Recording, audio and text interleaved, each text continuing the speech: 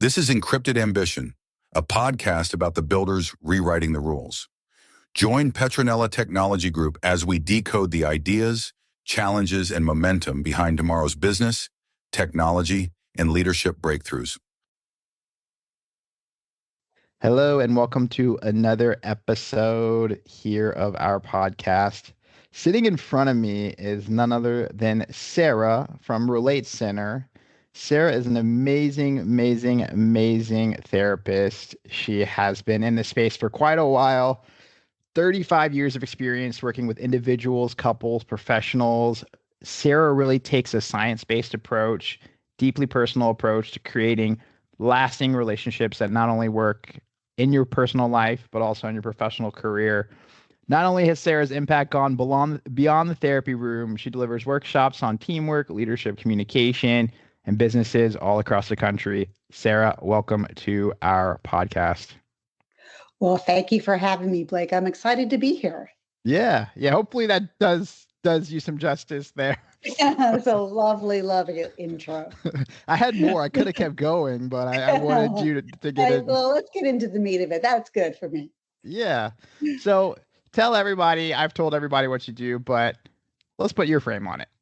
Sure. Well, you did a beautiful job, but thank you. I am a clinical social worker by training and have a specialty in sex and relationship counseling.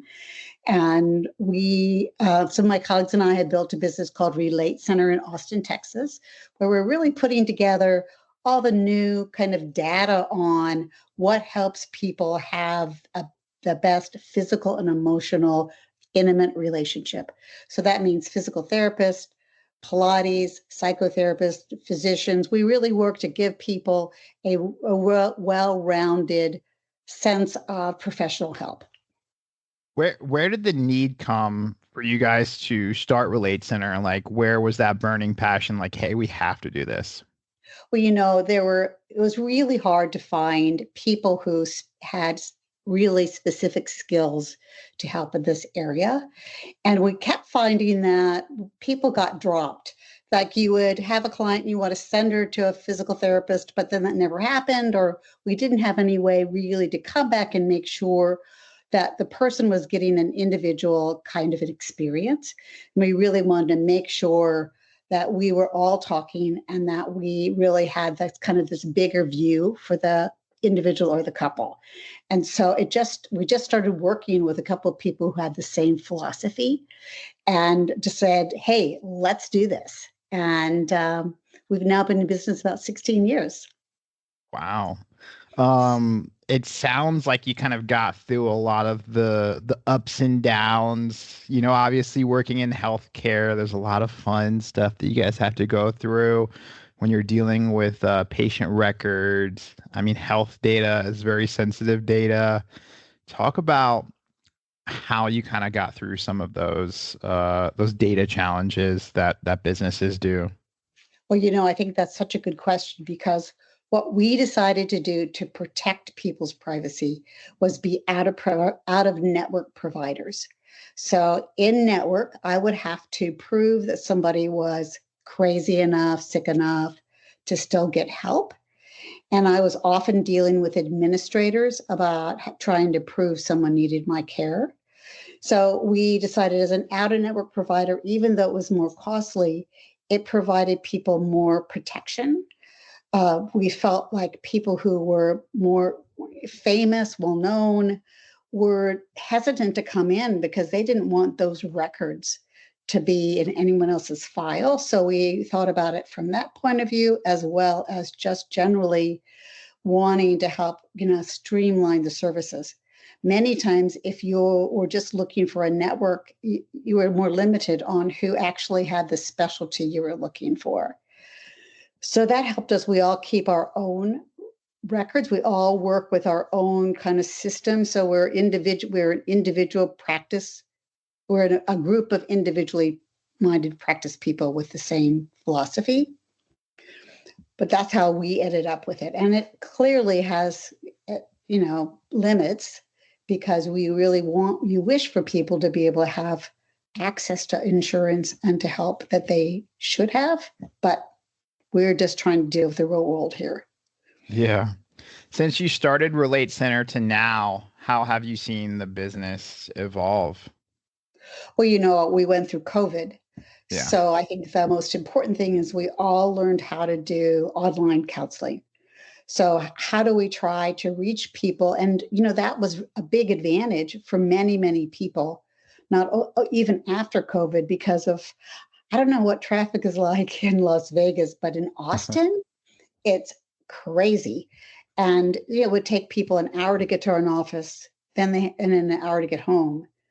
So it's really opened up people's ability to get help. And in that way, it's more cost effective for people and for us.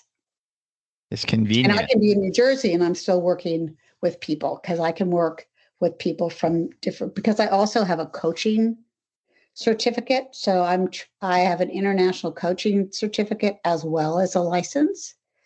And that helps me immediately have protection. Yeah, with your background in psychology and clinical social work, how did you kind of transition into coaching and the thought leadership training? Well, I've always had an interest in giving practical help and working with entrepreneurs. That's kind of my area of most enjoyment, really. People who are kind of spared to try to do some of their own kinds of things, men and women, not necessarily businesses, but that kind of personality. So as I decided to move to a beautiful place, another beautiful place, I needed to find ways that I could see more clients that weren't just in my state. And so that has given me the flexibility to do that. That is epic.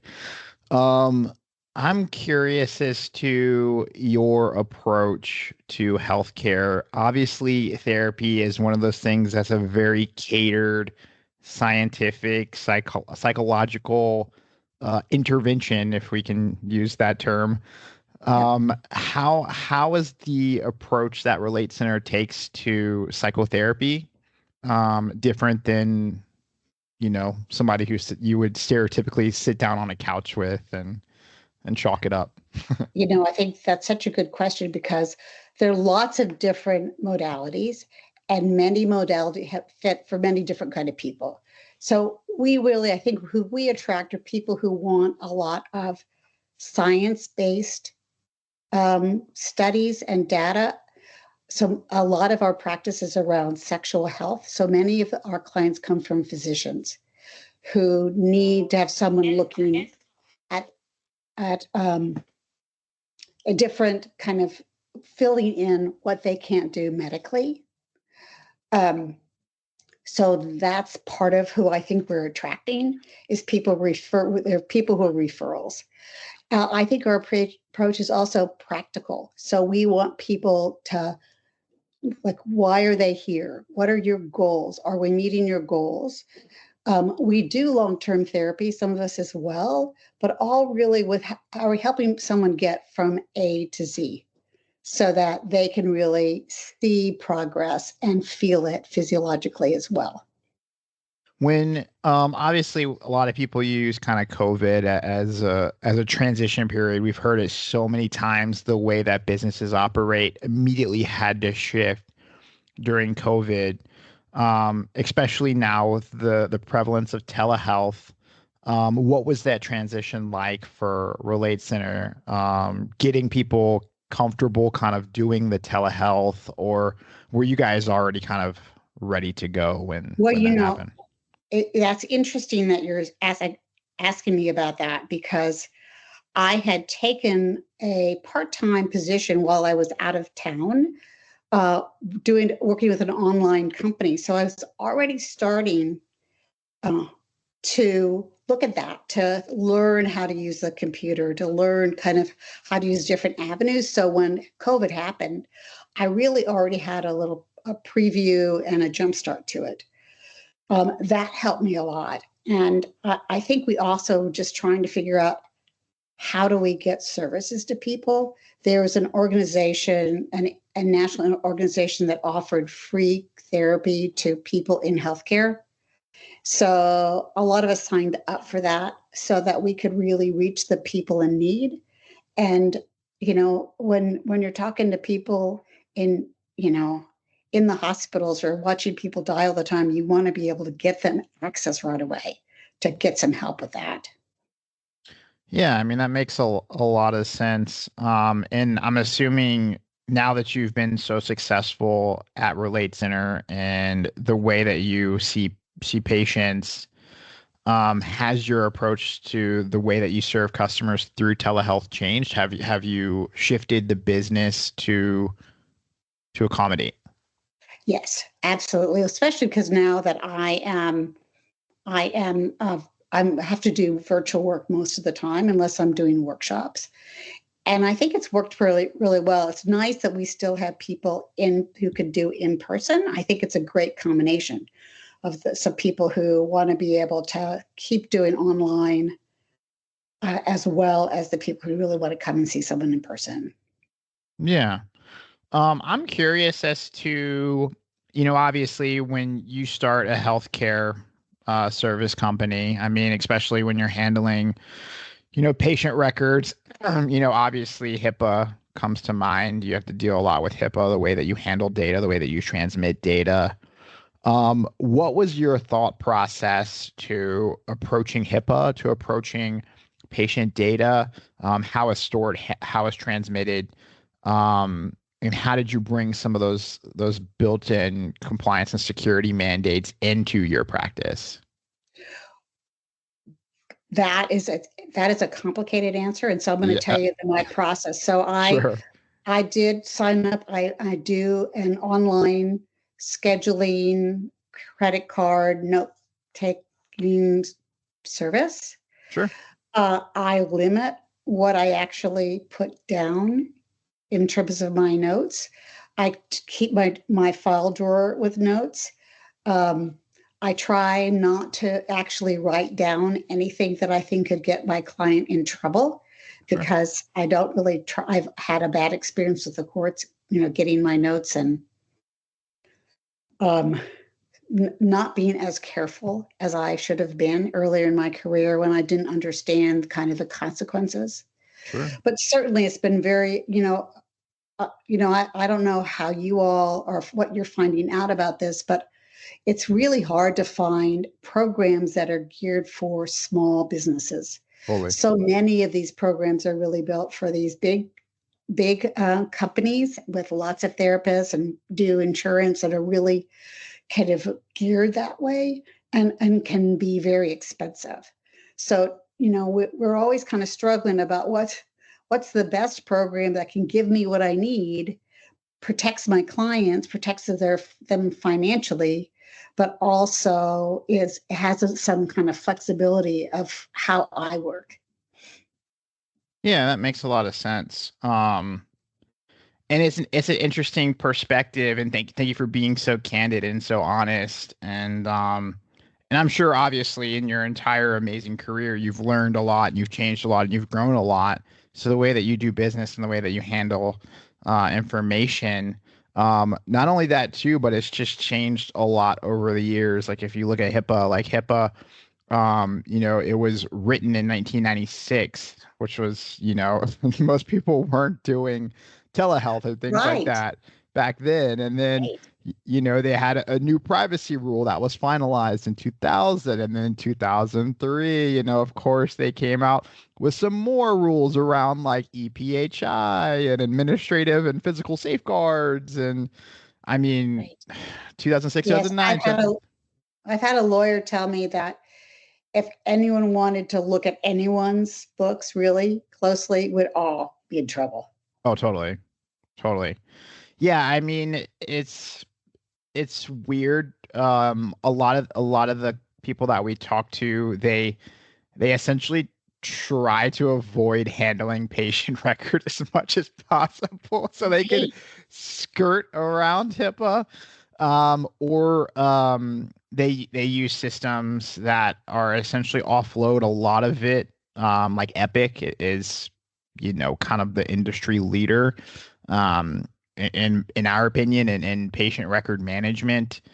Obviously now, in 2020, well, in 2025, I guess now we were expecting, some changes to HIPAA, around like multi-factor authentication. It had to be mandatory.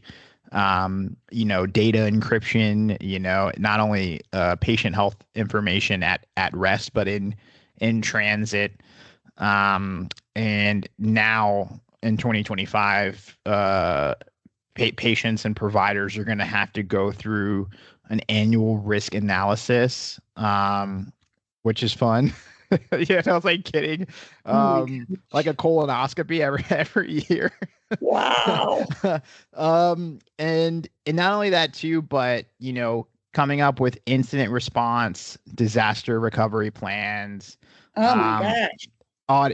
Internal audits, compliance audits, and not only that too, but with the 2025 proposed rule changes, they're going to be a little bit stricter on vendor management, and how sensitive data gets out and how you respond to that.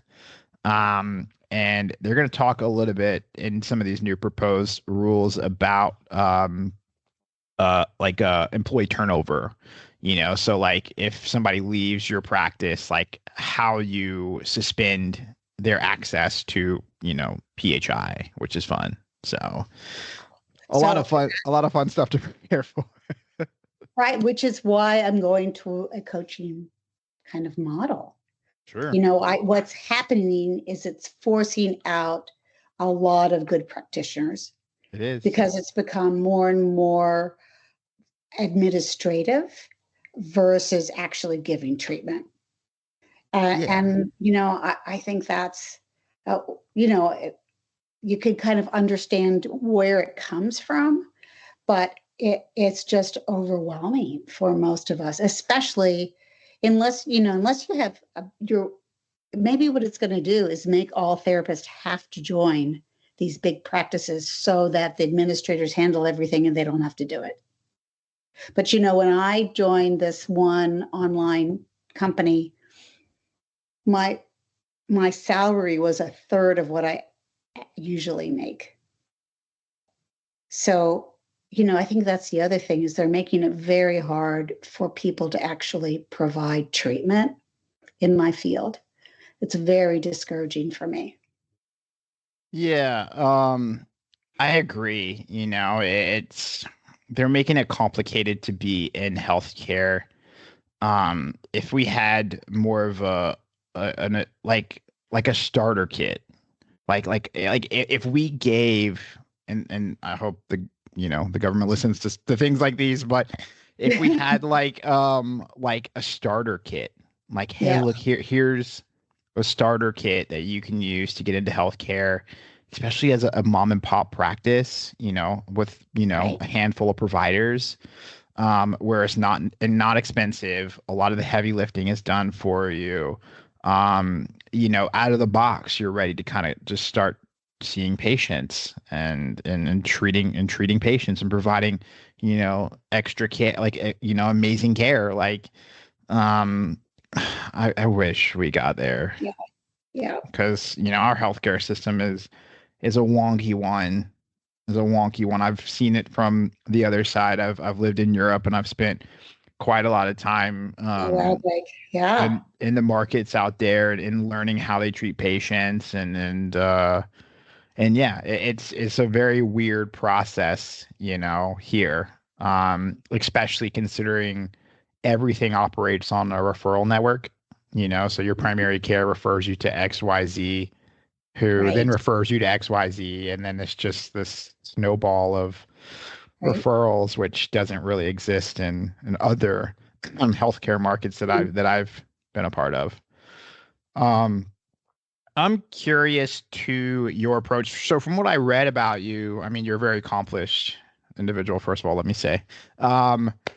You also work with corporate teams. Is that accurate? Yes. Wow. Okay. So I'm curious to how professional teams. So I would say not big corporations. Sure. So if I ask you questions, maybe I'm interrupting too soon. No. Go ahead. Just that I've worked a lot with the law school in Austin, helping train young lawyers, and helping them learn how they are on a team, and some entrepreneurs, some small businesses that are more that not some family businesses, but also just smaller kinds of groups. Her looking at how to do better leadership. Would you say that how you cater your curriculum or your therapy services, how did you refine those? Obviously it sounds like you came from seeing people one-on-one in a patient setting, kind of graduating into working with multiple people, kind of trying to people learn differently. People, process information differently. So how did you approach seeing somebody one-on-one to then, coaching teams and developing team, team building?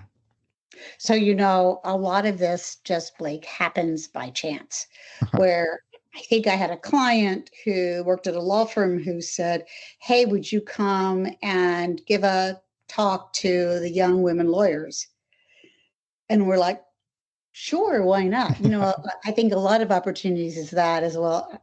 I think I could do that. Let's try.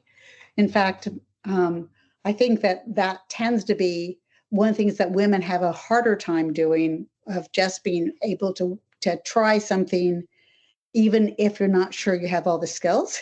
And that makes us then get the rest of those skills. So I started working and taking up some of those opportunities and saying, "Hey, what about doing some workshop?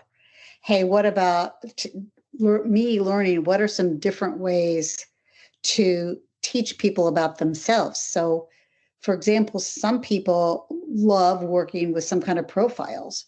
So we use different kind of behavioral profiles that help someone see themselves better. Then we do horse workshops where people learn leadership skills from the horses who can't tell you what to do, but they react, and you kind of learn from their reaction if you're connected or you're a leader or not. And I think that as I grew, I wanted to share it with different kinds of people. And then that grew from there. How do you feel like psychology has evolved? I mean, since you got in the industry, Oh gosh. a while ago. Yeah. Wow. Well, because I sat around in my college in one of those early self-awareness groups in 1975. So Wow, that's crazy. it's changed quite a bit since then. For one thing, we have so much more data now of what actually helps. We have more of a sense of, we have to deal with people listen, when I first went to sex therapy school, they believed that almost all sexual problems were in your head. Wow. And we've learned that that's just not true. There are so many things that are about how you are, what happens through trauma, how you are in your body, as well as different kind of biological, medical issues. We just know so much more. So much more of what I do really in my practice is tell people what we know about. Let me tell you what we now know or what we don't know about X. Sure. I was thinking you would, based off our limited interactions, I was thinking you'd say something also along the lines of the people's willingness to participate in like therapy. It used to be kind of taboo. Nobody would talk about it, that you're in therapy, and it was kind of like one of those little secrets, that like you would keep. Really good point. You keep under like tight lock and key. But now people are, oh yeah, I just had, that's true. I'm going to therapy at 1:30. Like people are more open. And with the rise of, the digital infrastructure that we live in, people have kind of embraced this and the lack of, access to physicians and now, I can connect with you who's in New Jersey. I'm in Vegas, and not have access to somebody of your skill set here, because the healthcare system in Vegas is absolutely terrible. Besides the point, but the openness for therapy has changed and how people interpret it. And yeah, I mean, no shame here. I've been in therapy for multiple years, right? You know, because Me too. I watched this one I don't know what it was like an info doc or something, and they talked about how the brain, and you probably will love this, but how the brain has evolved to modern stress and modern scheduling. Like our brain is not designed to process the amount of information that we put through it every single day. So burnout, right? I mean, so many of the workforce industry is burned. At least in my field, I can tell you for sure, probably in others. But your brain was not designed to take and use it the way that we use it in this modern world. True. Right. Yeah. Well, that's such a good point that we know now that like, part of the reason that we started our podcast and we're also now writing a book is to be able to get information out to people that they may not have. So many people need just information so that they can live their life more effectively. Yeah, what areas do you feel like of psychology are evolving the fastest right now, or maybe even the ones that are maybe the most misunderstood, you know, whether it's clinical or Yeah, I think the whole issue around body, around somatic training, trauma, of PTSD, stress. I think so much more is being studied about that, about how to help people. I've had multiple trainings in dealing with trauma and how to integrate people, kind of a mind-body approach, positive intelligence, emotional intelligence, how you really kind of put together the different things. Because one, we either had the idea that insight was enough. Once I understand what happened to me, I will be completely healthy. That didn't seem to work. right. Right. Or if I just know all of my emotions, that'll work. If it's really about how do you integrate, how do you understand your history and your survival mechanism, how do you live in your body in a way that helps it calm down so it can respond to all this stress, and how do you shift? How do you shift to think more productively or act more productively? So that's to me the magic that is making these things more doable, more access. Right. Do you feel like there's newer promising approaches or maybe modalities that are more promising that you started to realize in the field? Such as like psychedelic assisted therapy or maybe even type of integrative. I have several of my clients who've done that, and I think it's been very helpful to them. So, I think the idea is we do need to be open to what are the new things.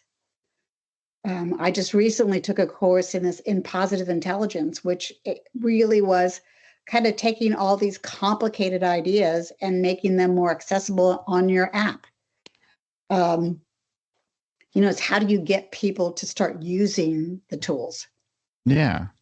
Something that I've noticed too, or maybe you could probably talk on, is the type of persona that generally we'll see a therapist is usually a higher people. A lot of underprivileged communities don't have access to physical or I'm sorry, psychological therapy.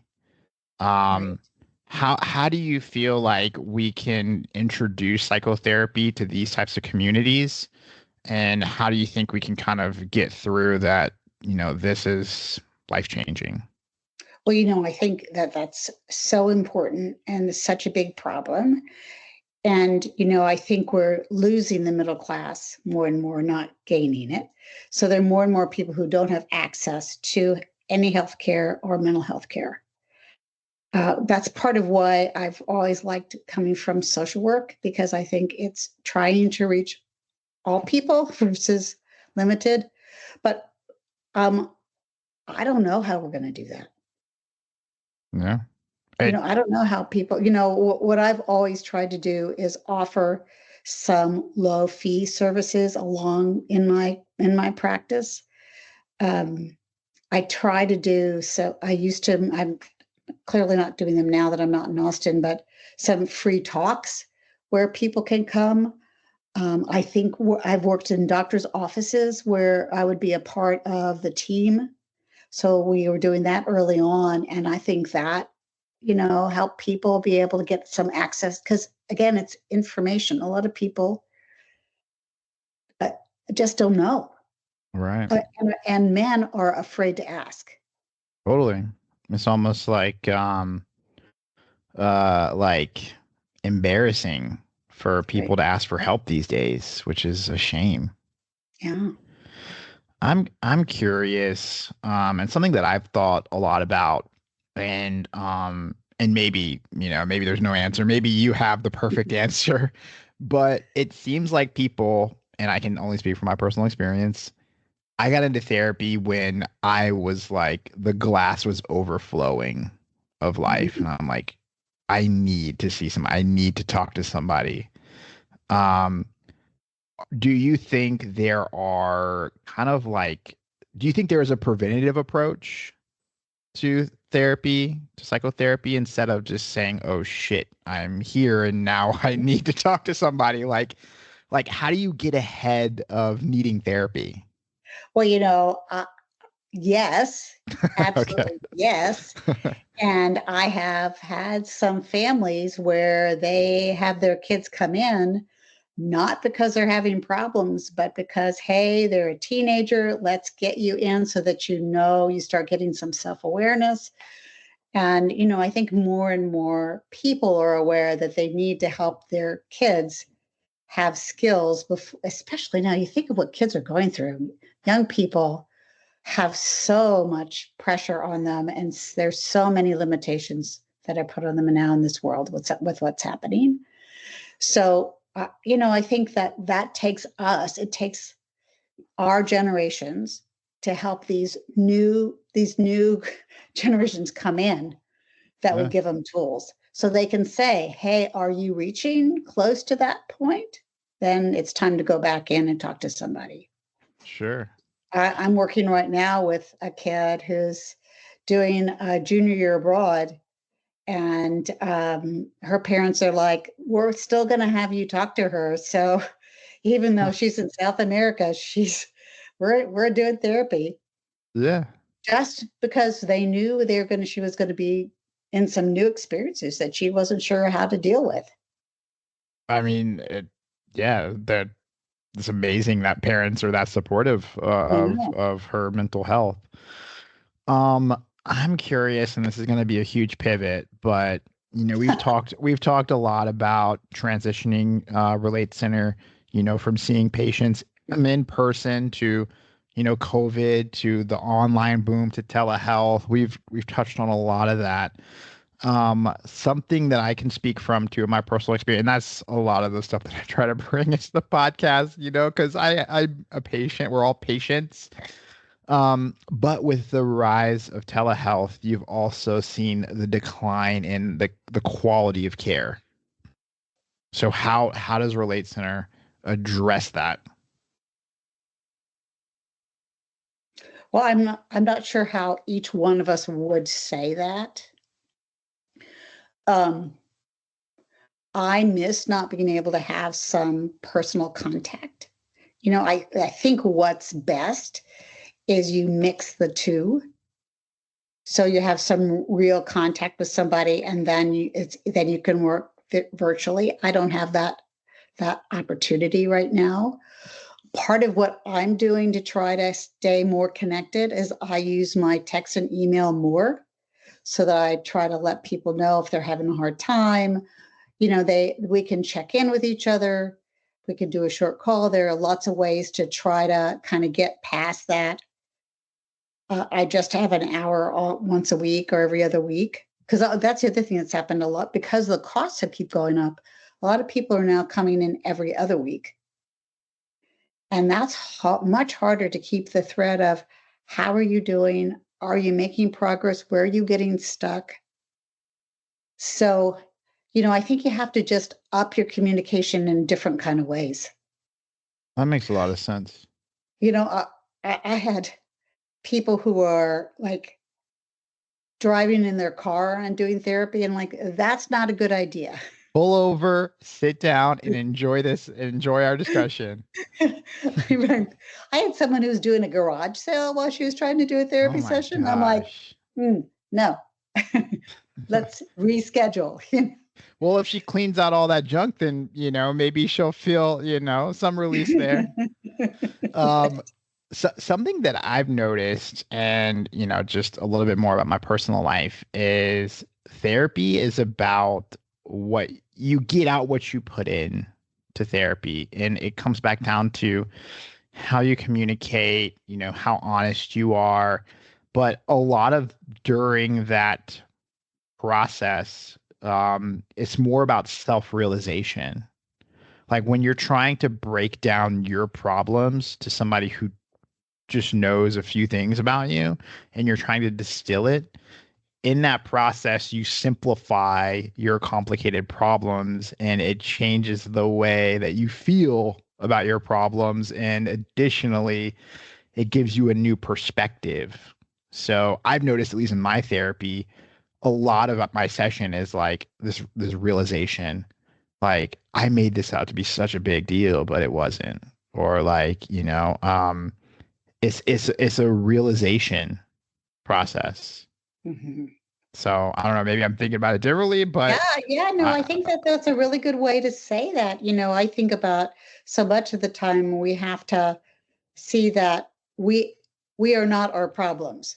We are a whole perfect self and we have problems and challenges. And when it feels like it's all one, it feels terrible.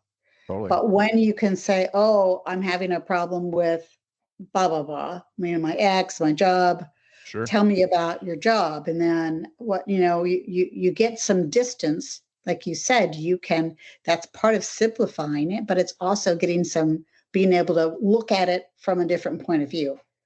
Yeah. That whole idea about the elephant, where you look at the elephant as a different thing. Yeah. Yeah. You want to be able to do that to really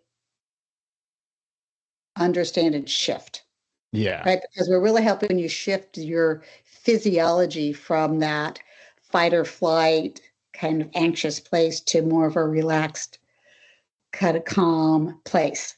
Because that's Yeah. where we really think best. Yeah. And then you get in there and do your Yeah. thing. um, I'm curious, and as I started in cybersecurity, and my career has been, you know, 10 years plus in cybersecurity now, something that I never really thought about.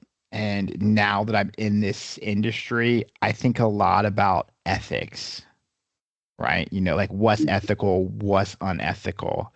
So this might be an interesting question, but what do you see as the biggest ethical challenges in psychology, especially in the digital age? So I had a mentor who was kind of reading the tea leaves and said, eventually the good therapists are going to be called something like psychics or, something Miss because Cleo. you won't be right. You won't be able to be an effective therapist under all these rules. And so I think that's going to be the biggest ethical problem is when we start feel like, okay, let me give you an example. So I treat trans people and women, and men too, but Sure. in Texas, if a neighbor heard I was treating that neighbor's kid who was 13 because they had trans issues, they could turn me in, they could take away my license and charge me $10,000. That's crazy. If I told a woman she could go to another state to have an abortion, I could lose my license. That's embarrassing. So, you're having to, how do you be really helpful to people who need help? Right. And I'm talking about really crazy things that are happening, those examples. But then you're just talking about, if I'm spending all my time following the rules, how much time is left for me to actually do the therapy? So right there's two kinds of ethical issues in that way. I'm giving you the crazy thing that's happening in our world Yeah. politically, but I'm also just talking about all the rules and regulations that are coming in. I feel like that's a mic drop moment right there. Like how, therapists, doctors, whatever, nurses, like should be focused on quality of care. And that's the most important thing, instead of, tiptoeing around policies or legal challenges or all these things. It just eats into the quality of care, the experience that you get from your, practicing physician or psychologist or whatever. Um, it just takes away from everything. Yeah. And it's embarrassing. It's embarrassing that we're here. Yeah. And of course, we want to protect people from bad treatment. Sure. Right. So 100%. you understand that where these things come from, but when they've kind of gone over the top. Yeah, no, that makes sense. This is another interesting question. I came to some hard questions, in case you can't tell. You have.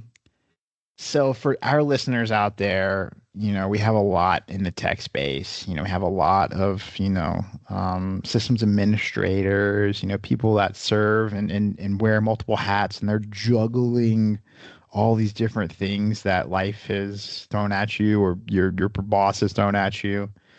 Not everybody is going to be able to go directly to you, maybe a couple of them, right? But how do you separate a good therapist from a bad therapist? And how do you know this is the right therapist for me? Well, I think our job as therapists is trying to teach people how to make those decisions. So I know that there's I think Psychology Today does it, but on the website for therapists, I think they talk a little bit about how do you choose a therapist. I think one of the things I say to people is the research, at least the research a couple of years ago, is that within like 8 to 10 sessions, a client should be making some progress. If not, it's the wrong therapist or the wrong technique. So I always tell people, let's talk about what your goals are. We're going to be checking in to see if we're actually making progress, if I'm the right match for you. I think that's our responsibility, is to help people think about if they're getting what they want from the process. Now, clearly not everybody does that, but that's what I do and I like. Yeah. Amazing response. This is kind of a next generation. I kind of want to talk a little bit about the next generation. I feel like you have so much insight that, maybe somebody out there might be listening who's interested in psychology or, maybe getting into the field, or maybe somebody's daughter, son, niece, nephew. You know what I mean? That's how podcasts work, right? How do you think psychology education and training need to evolve to prepare future therapists? Well, I hope we have young people who are interested in doing this, because I love what I do. It's a powerful thing to feel like you're making a difference in people's lives and offering something that helps, versus something else. So, I love what I do. I think that you had a great idea. And why don't we get some kind of in school? So when I went to school, they didn't train us about how to be a therapist. They expected us to go into agencies and not do something on our own. There should be classes on how do you build a business? How do you think 100%. about this? How do you streamline it so you can do the best job you can? How do you think about what kind of ongoing training you should be doing to keep up with what's happening in the field? How do you do that? How do you put together a support system? So it would be really great, because we have to right now, you're just kind of scrambling around to find those answers. Right. Fortunately, you have to be in supervision right now, and good supervisors are going to help people cobble that together. But again, it would be so nice if you had some systems that were really thinking about that in a better way. I couldn't agree more. Let's frame that also towards, maybe psych students who are, just coming out of the university. Hey, I don't even know what type of therapist I want to be. I'm sure they're not supposed to know. They don't need to know that. They need to know, I like this field, I like learning, and I'm going to take a smattering of different things and get a direction. Hopefully people start out more general. That's what you want to do, and say, "Ooh, I really like working with X." Yeah. So that people also have personality or behavioral traits that help lead them. Right. So if you're a really analytic person who likes lots of detail, you might want to go more into some of the testing. They're doing some incredible kinds of testing these days.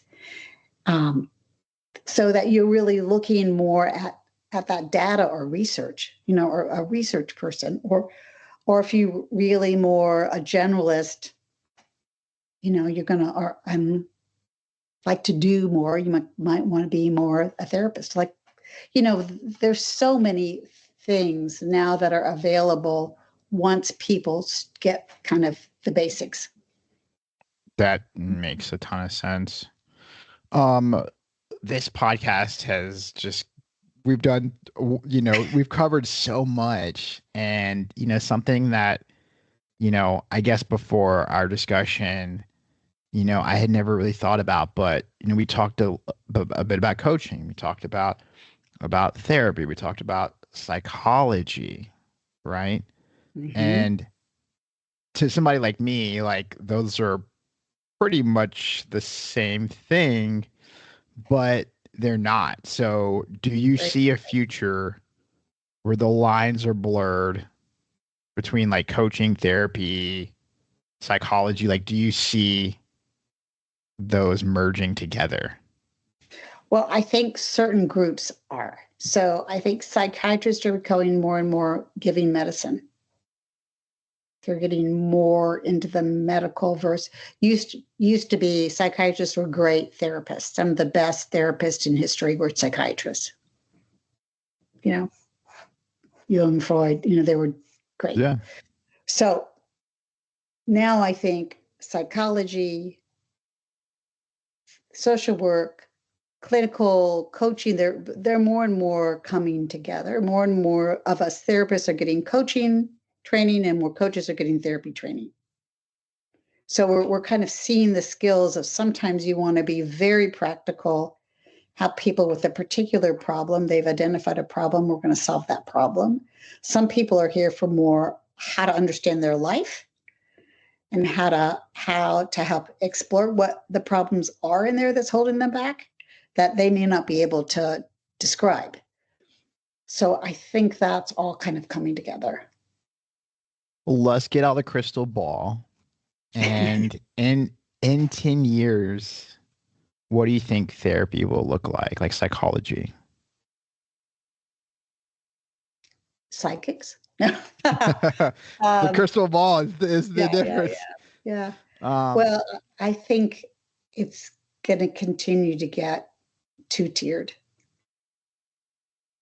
That people who can't afford it are going to get the agency 6 sessions, take medicine, and we're done. I mean, it's going to be, and then people who have money are going to have better health care and better mental health care. I think that's the sad thing. That's terrible and tragic.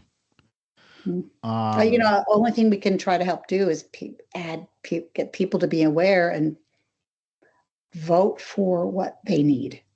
Yeah, 100%. And again, we talked a little bit about, like doing a new business starter kit and all these like these amazing things that could happen. If you could redesign one part of the psychology field, whether it be licensing, education, or even, delivery, what do you think it would be? Okay, what holds me back is the threat of being sued.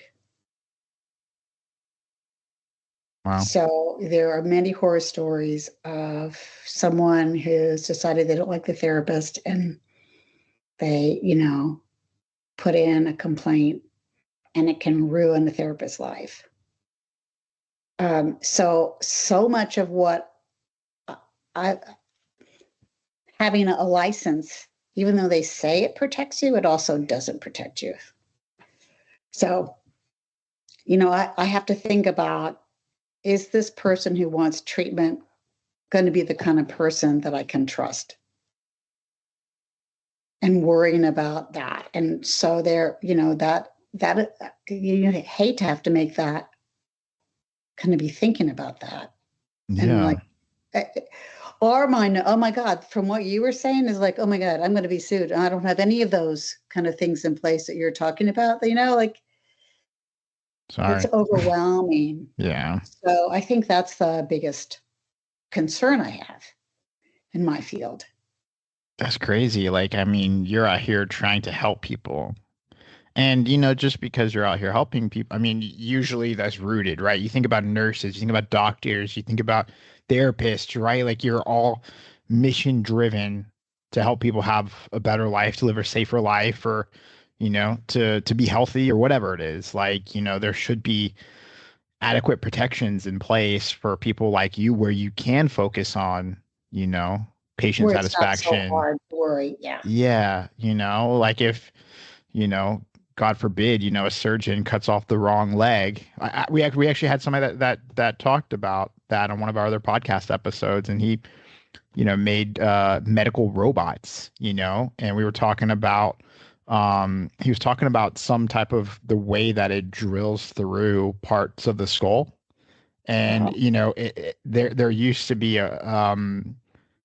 there's a very small margin of error because if you hit a nerve here, like you're paralyzed for like the rest of your life. And you have one thing, and they made some type of technology where, you can, I don't know what very complicated, but you can see where that nerve is on the patient. So you can go around it, which is crazy. Oh, it is. Yeah. And, as we're talking, you also want to make sure that bad treatment, people don't get bad treatment, don't get the wrong leg taken off or traumatized with their therapist because they did a bad job. Right. Again, there's so many things we're trying to balance here about having good treatment. And, how do you, and of course, what's the difference of bad treatment? And sometimes people make mistakes that Sure. Yeah. aren't on purpose, but are still could be devastating. There's, right, we go from there's black and white and there's so much gray. Yeah. I got 2 more questions for you. This has been a crazy fun episode. It's been great to talk with you too. How do you feel like psychologists can better collaborate with other disciplines? Because, you're getting referrals from MDs or DOs or, you talked about dealing with, even the educational space of dealing with students and up and coming entrepreneurs and things of that. How do you feel like psychologists can better collaborate with other disciplines in the future? Well, it would be really nice if we had some kind of a space, an online space where we could could safely could connect with each other. That would, because we end up leaving messages for physicians, trying to get let them know that we've seen their patient or give them some update. It's always hard because everybody's so busy trying to find some kind of a space that we could all connect with each other. Yeah. Yeah. I mean, that would be kind of like LinkedIn, but for just doctors, Yeah. where there's no spam and no BS. So we talked a lot about, entrepreneurship. I feel like we talked about, starting a business, growing a business, licensing, I mean, therapy, I mean, psychology. I mean, we've touched on a lot. What role do you feel like psychology will play in solving, bigger global challenges? And something that comes to mind is like, there's people that, I mean, dare I say it, are deranged in this modern world. Yes. But also you have a lot of anxiety in this world. You Right. also have a Well, lot I of think it's all about the loneliness. nervous system. I think you got to go back to the body. You have to help people recognize when they're in that sympathetic part of our nervous system, which is fight or flight. Yep. You have to help them recognize how to shift into a parasympathetic state. And I think it's all about that and how you co-regulate. So, you co-regulate. I can help regulate somebody if I'm in a good spot. Or my animals, I have my standard poodles who are part of my practice, petting the animals, working with the horses. There's ways that we help co-regulate each other. And I think that's how we're going to have to help people. That is an absolute epic response. I can't thank you enough for spending so much of your time with us. I feel like I got a free therapy lesson out of this. Hey, Blake, it's been great talking to you. Thanks. And I'm so sorry I missed the first time we had it set up. No, you made up for it this time. I'm glad you hung in there with me. No, of course, you made up for it this time. Let people know where they can find you, how they can connect with you, Great. Okay. Let them know. So there are 2 different websites. That's Relate Center in Austin, Texas. That's relatecenter.com or beyondboundariescoaching.net, which is a bummer that it's .net. It's Sarah at Relate Center is the easiest way to go. And I'd love to hear from anyone who'd be interested in either just talking more about this or coming in for some work. Sure. We'll make sure to leave. And our podcast. Yeah. We have a podcast on Beyond Boundaries Coaching. You can find us on Apple, on all the major podcasting services. We will certainly, in our show notes here, link everything where you can find great. Sarah. Thank you. Everybody, this was a fun one. I can't thank you for spending so much time with us, sharing your opinion on psychology. I mean, we talked a lot about entrepreneurship and the future of therapy. Thank you so much. Well, thanks for you. Great to talk with and good luck. And I can't wait to hear it. Yeah. Hear your other podcast. And it sounds really interesting. It'll be out before you know it. Okay. Bye. Bye. That's a wrap on this episode of Encrypted Ambition. Subscribe wherever you listen. And if today's guest inspired you, leave us a review or share the show with someone in your circle. To learn more about how we support innovators with AI, cybersecurity, and compliance, head to petronelatech.com. Thanks for listening.